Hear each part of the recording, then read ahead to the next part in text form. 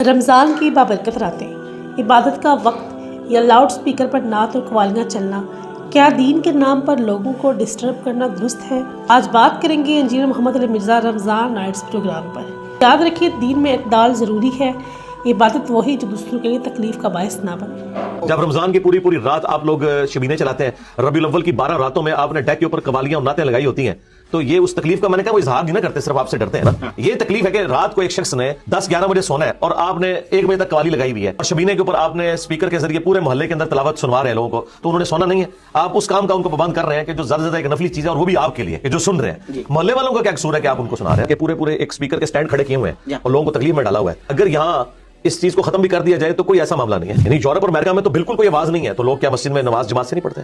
مجھے بھی سال ہوئے ہیں، ہم نے گھڑی کا حساب رکھا ہوتا ہے کہ 1 بجے جمعہ ہے یا 1:30 بجے جمعہ ہے، ہم گھڑی کے مطابق جاتے ہیں، اذان کی آواز آئے نہ اس سے کوئی غرض ہی نہیں ہوتا۔ یہ نہیں ہے کہ آپ مسجد کے اندر 5 نمازی کھڑے ہیں اور آپ نے اسپیکر کے ذریعے پورے محلے میں شبینے کی آواز جاری ہے اور لوگوں کو جان بوجھ کے آپ تنگ کر رہے ہیں، کئی مریض بھی ہیں اس میں۔ اور یہ میں جو بات کر رہا ہوں نا، یہ اللہ کا شکر ہے، یہ آپ تو کراچی سے ہے، کراچی میں جو باپا جانی ہے الیاس قادری صاحب، باقاعدہ انہوں نے ویڈیو میں کہا ہے کہ یہ غلط ہے، ایسا نہیں ہونا چاہیے، انہوں نے خود مانا ہے۔ جیسا کہ انجینئر صاحب نے کہا کہ رمضان رحمت کا مہینہ ہے، شور کا نہیں۔ اگر عبادت سے کسی کو تکلیف پہنچے تو ہمیں سوچنا ہوگا کہ کیا یہ واقعی دین کا طریقہ ہے؟ اپنی رائے کمنٹ میں ضرور دیں۔ کیا لاؤڈ سپیکر پر ایسی محفلیں درست ہیں؟